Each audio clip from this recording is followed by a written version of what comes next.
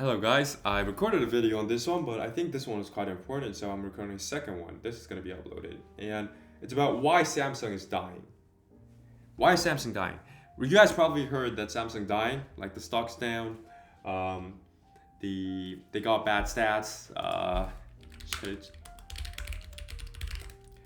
They have bad performance scores, and etc. etc. And why is it bad? So I had the same question because I didn't know. Thankfully, my uncle is in Samsung Electronics. So I had a phone call with him. It was around an hour and 40 minutes. And he told me everything that he knew about Samsung Electronics going down. So this is insider information.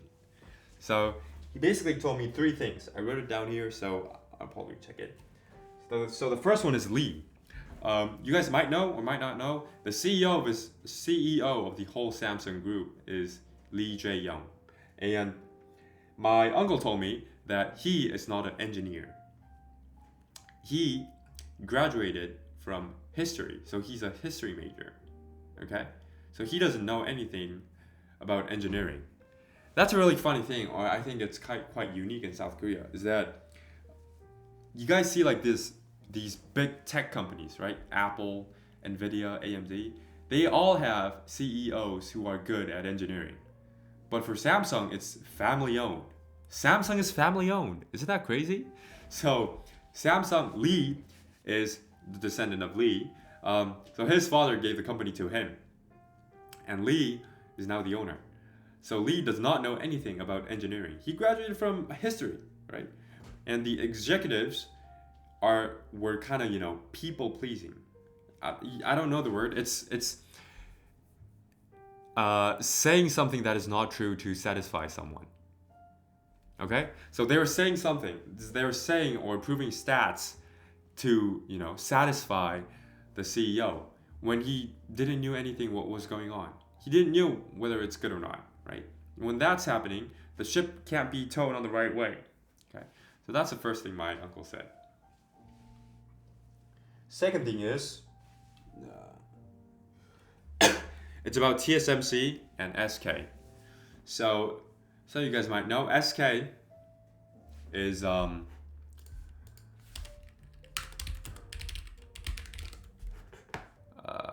SK is the second biggest electronic company in South Korea, and I'll put a metaphor that he used to better understand this whole situation.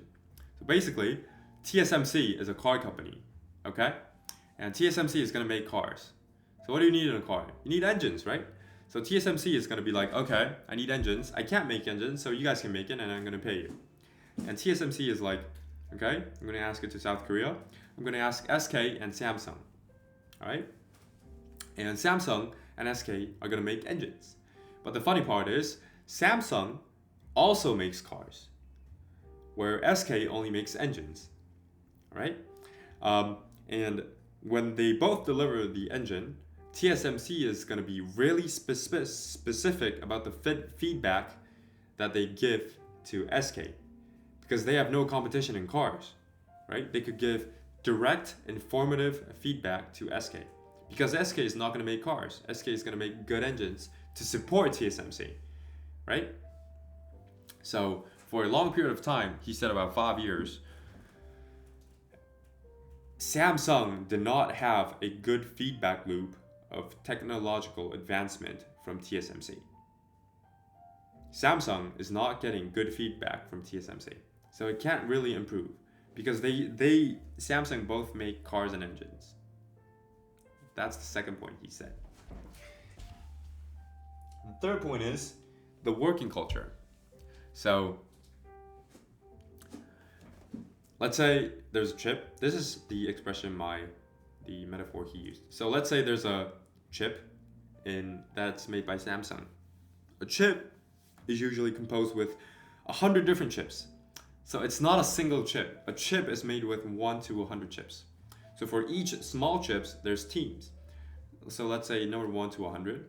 It's gonna be mini chip, or chip department number 1, 2, 3, 4, 5, 6, and 7, and on 100, right? Let's say my uncle is on chip number 7 to make the official big chip. And the funny thing about chips is that they're all intertwined, right? If something goes wrong in 7, that's gonna apply to number 3, and number 3 is gonna go bad, and that's gonna um, be a cause for number 89. So it's all intertwined, right? So for number 7 to perform good, it most of the times requires other parts, the mini chips, to work good as well. Okay, so my uncle, as a member of Team 7, is gonna probably ask number 2 or 6 or 10 to improve their chips in a certain way, or shift the output in a certain way. And the usual response my uncle gets is, well, we are above the required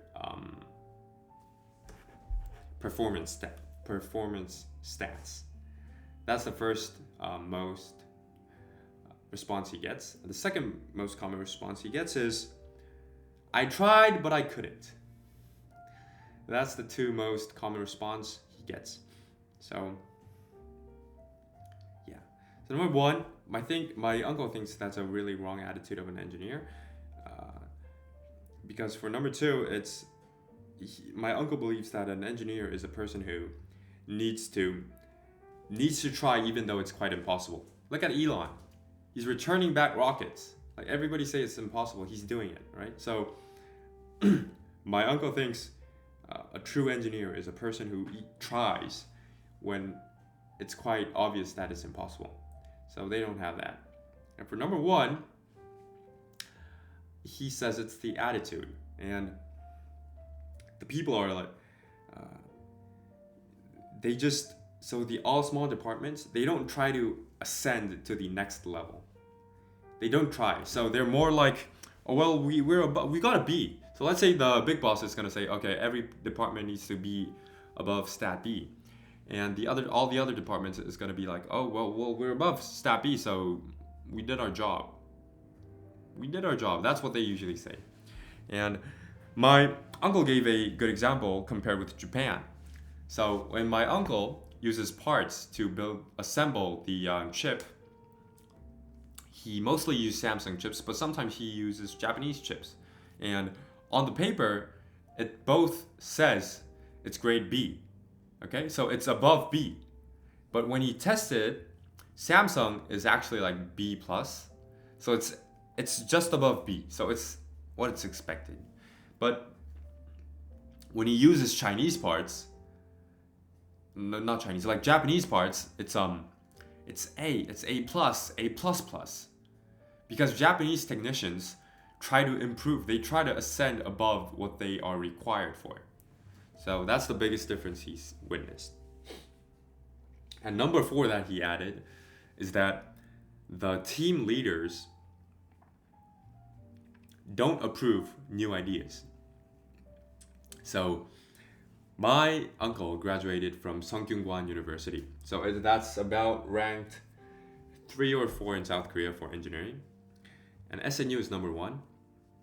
So usually the team leaders are from SNU. So whenever he asks or talk about how the engineering might improve, or how the actual output result might get better, the SNU guys they don't really listen, is what my uncle said. They try to win over him, is what he felt.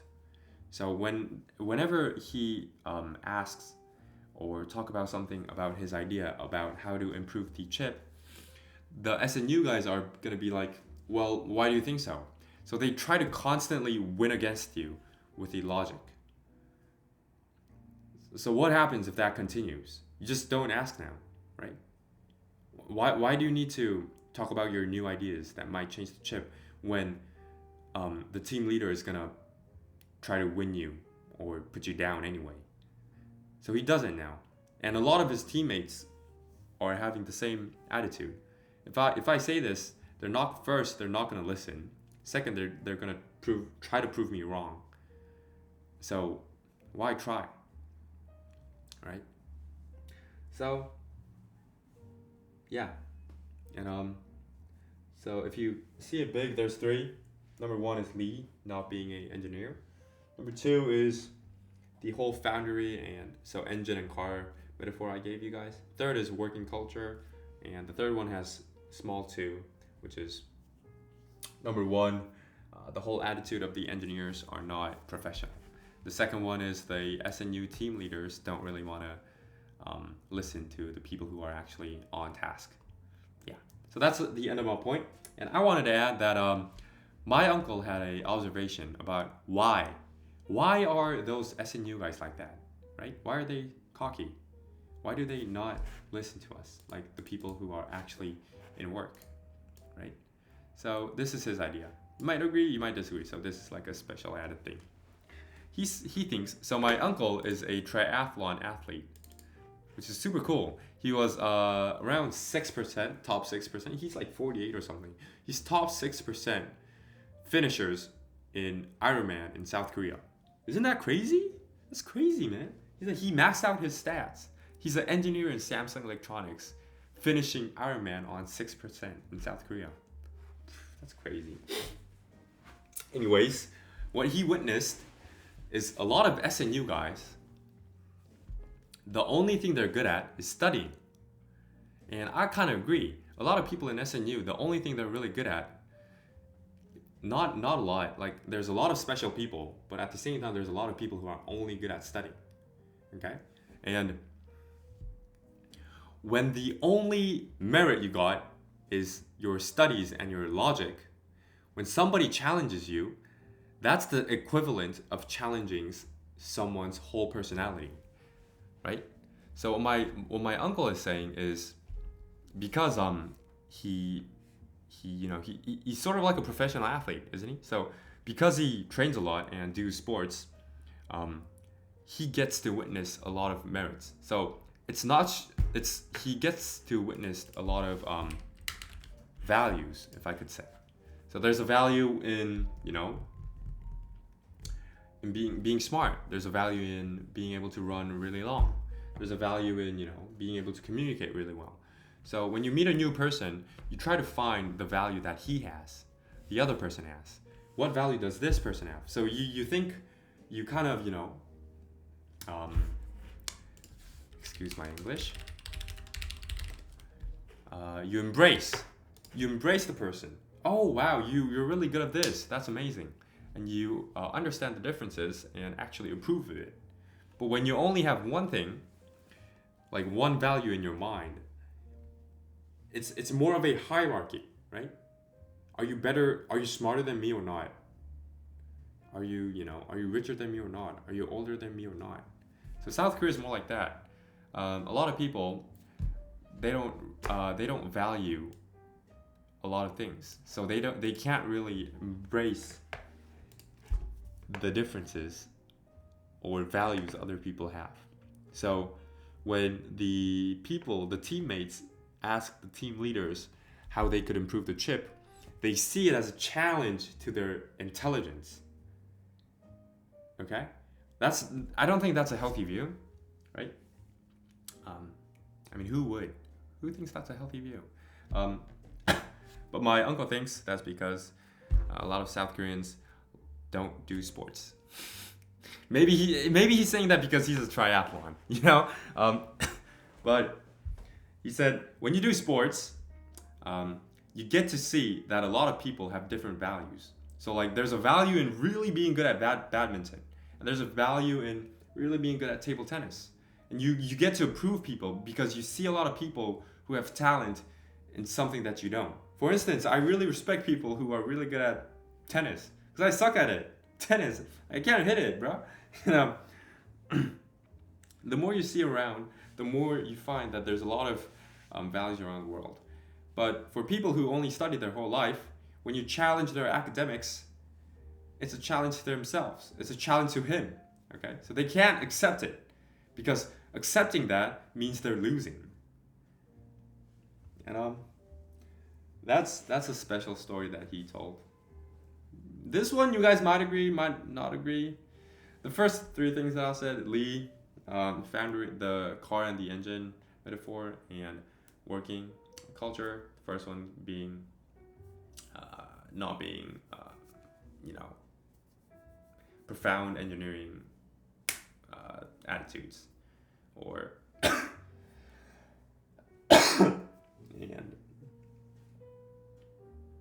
and